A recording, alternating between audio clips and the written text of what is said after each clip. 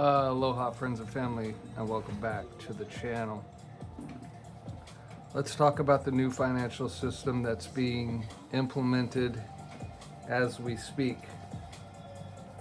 There are many moving parts, so it's easy to get lost and overwhelmed. Let us start by saying, if I told you that the old financial system was run by the black hats, you have a pretty good idea of what I'm talking about, but maybe you don't know specifically. And to get into the specifics would require an hour of speaking. All right, so we simplify some of these backstory type things by using a symbol, or you could even say a label. So we're dealing with black hats and white hats when it comes to this new financial system. Part of the black hat financial system, old financial system, was the Fed. The Fed, as we know, prints dollars, and they print them infinitely, thus devaluing the whole supply as a whole, which affects the dollars that you're holding and the dollars that I'm holding. Okay, and then what did they do with those dollars? They loaned them out to countries, including the US, at interest, creating a perpetual debt-based financial system, which is not sustainable and is easily corrupted. Okay, they planned to implement the Great Reset and bring us into the digital money age, the crypto money age or time. And had they done this, yes, it would have been bad. Yes, all of your fears would have came true.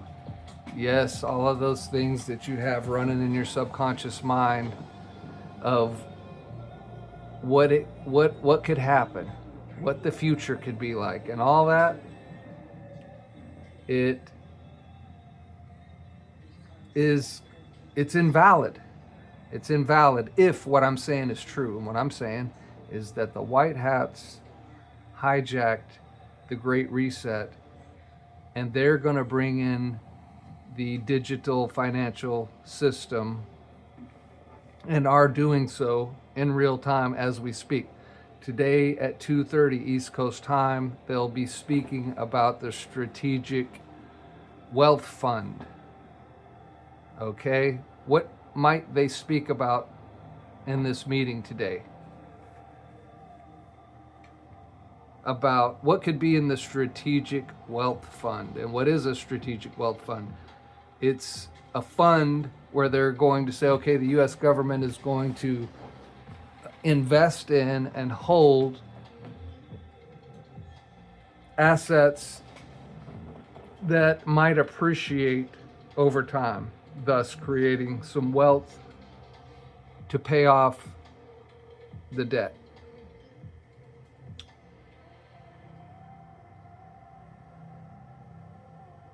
Let us get into the dollar aspect of this, because it's precisely because the dollar is weakening,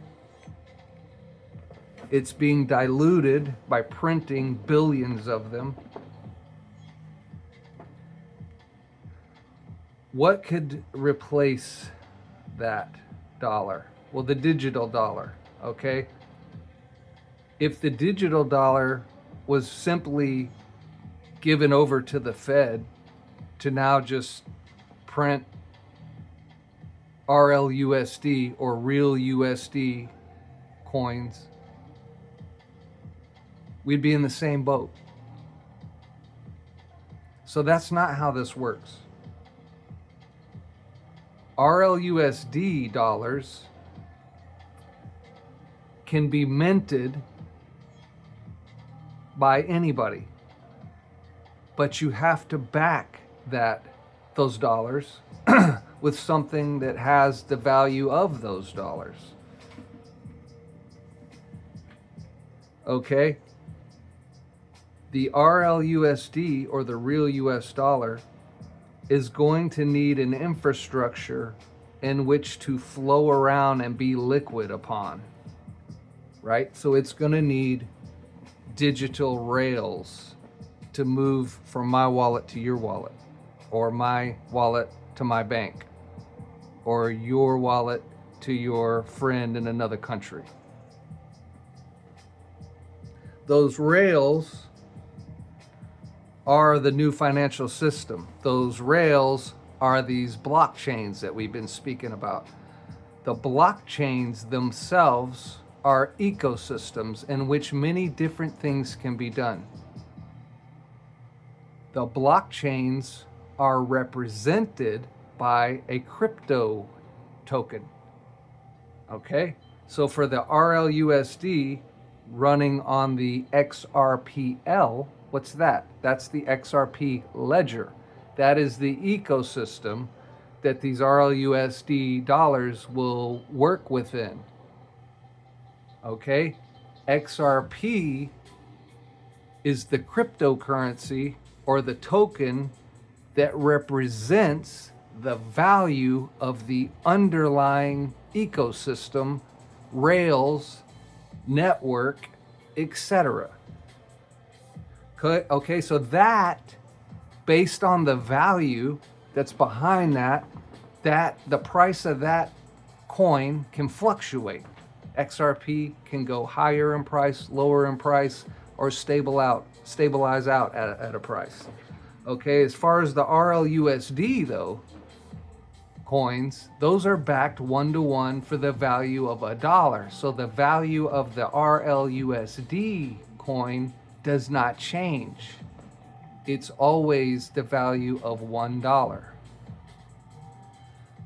Okay, so let's give a simple example of how easy and convenient this will work in the future. Let us say you hold XRP crypto tokens. Let us say that your car breaks and your motor blows up in your car and you want to spend $10,000 to get a new car. Okay? You cash out $10,000 worth of XRP into RLUSD, or the real US dollar, and then when you're down there buying your car, you hold up your phone, you say, okay, I have the 10,000 right here in US dollars, and they're gonna say, I'm gonna scan your phone, I'm gonna scan the QR code for that $10,000 that you've pulled up on your screen, and when they scan it, boom, the $10,000 is gonna go from your digital wallet to their, however they're receiving it, whether it's a digital wallet or however they have it, and instantly the transaction's done.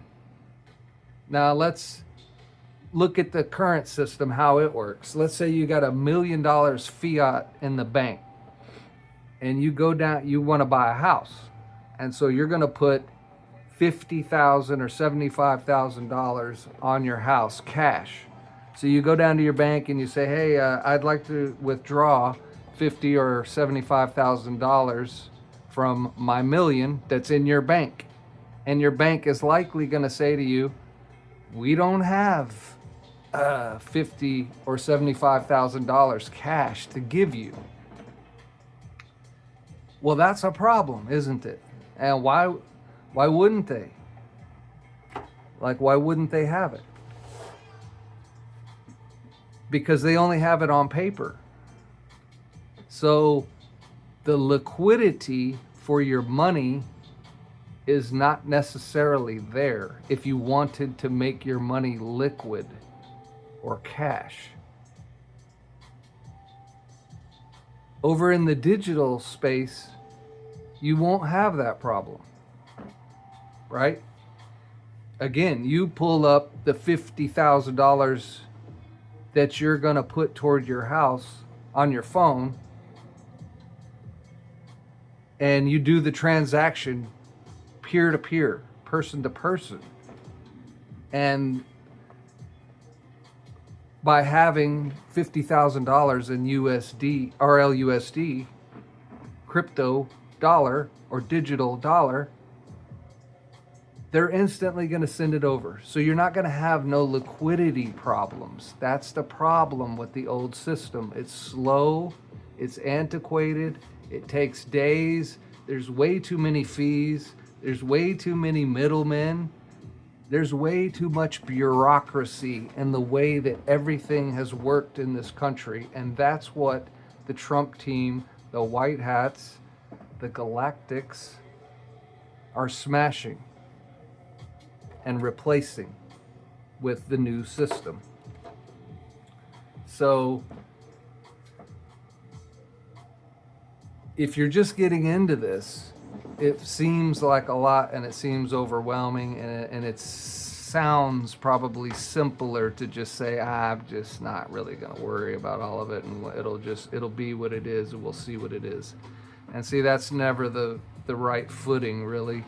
And especially if you want to prosper and like actually make money from this transition, make a lot of money from this transition, you can do so, but it's going to require a little bit of learning. And the main thing that this all requires is us losing the old subconscious programming that's got us thinking the black hats control everything, they always will, and so therefore they're controlling this great reset like they had planned to do. But you're not seeing the white hats, you're not seeing the Creator's divine plan, if you will. And so we could think to ourselves, well, why would certain people not be able to see the divine plan and others would? And so you can come to your own conclusions as to why that would be, right? But if you can see it, then you know all this. If you're not sure about it, again, the only way you're going to get up to speed is to face it. If it makes you feel uncomfortable, face it. Because until you break down that old programming, again, that's based in fear, based in anxiety, based in it's overwhelming, etc., you're not gonna see this. You're not gonna want to see this, and you're not gonna enjoy this ride. Because again, you think it all leads to somewhere bad. You think it all leads to everybody's enslavement. You have all these ideas of what you think might happen, and I'll agree with you on certain timelines that does happen, is happening, will happen, however you want to think of it. I've talked about the timeline split. I'm not going to talk about it today. It's obvious to anybody that's already, again, faced that whole uncomfortable prospect and got comfortable with it and learned, and now can have some understanding as far as could there have been two different timelines that the earth was running, and that one group or one earth or one reality went one direction and the other earth and group went another.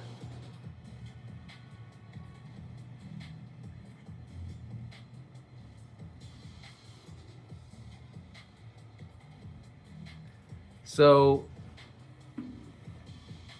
if you want somewhere, like let's say you want to start right now, you're new to this, you're new getting into all this, or it's just, you're seeing it come to fruition, and so you're starting to pay more attention. And so you're like, well, where should I even start with trying to understand this? Start with researching the ISO 2002 standardization for the digital asset space. Then couple that knowledge that you'll get from looking into that with Trump saying US based crypto companies will be tax free. Okay, and then you put those two things together and you start to realize, okay, so these cryptocurrencies, these ISO cryptocurrencies, are the blockchains that is going to be running the new financial system. They're all going to be interoperable. They're all going to talk to each other, if you will. You're going to be able to move, again, liquidity and money instantly and cheaply through this network. Which brings us to what besides speculation is giving cryptocurrencies their value? Let's use XRP as our example. What's giving XRP its value other than speculation? Because up until now, it's pretty much been speculation. We're going into the utility time. We're going into the time when these rails and these blockchains are going to be utilized to move the dollars around. Okay? So these blockchains have a lot of different capabilities and have the ability to do different things that are very helpful to the financial sector of the world. Okay, so the better, faster, and cheaper it can do this, the more value that blockchain has or is worth. And so we find the value of that blockchain reflected in the value of the token that represents that blockchain. And so for XRP, it's the token that's representing the XRPL or the XRP ledger or the underlying technology and ecosystem that goes with it. All right. I don't know if I've said yet that. So the RLUSD, the real US dollar or the Ripple US dollar, is also a crypto token, but it is a stable coin. And so it stays the price of $1. So it is always going to be worth $1 each coin of RLUSD. So RLUSD, or the real US dollar, will run on the XRP ledger or that underlying ecosystem. And so we begin to realize, okay, so the digital dollar is highly liquid, running on the XRP ledger, and you can move money around instantly and cheaply, and you don't need a bank, and you don't need a middleman, and you don't need a bunch of bureaucracy to do it. Okay, the Fed is not going to just infinitely print US dollars or RLUSDs. Okay? Why? Because RLUSD has to be minted and backed by something of actual value that those digital dollars are being represented by. So I think that's probably enough to leave us with for this one. Again, today at 2:30, when they speak about this reserve, this wealth fund thing, we'll see what kind of details they give us. And perhaps on the other side of that, we'll make a video incorporating that new information that's coming in. Until then, we leave you in the love, unity, and light of the infinite Creator. Until we meet again.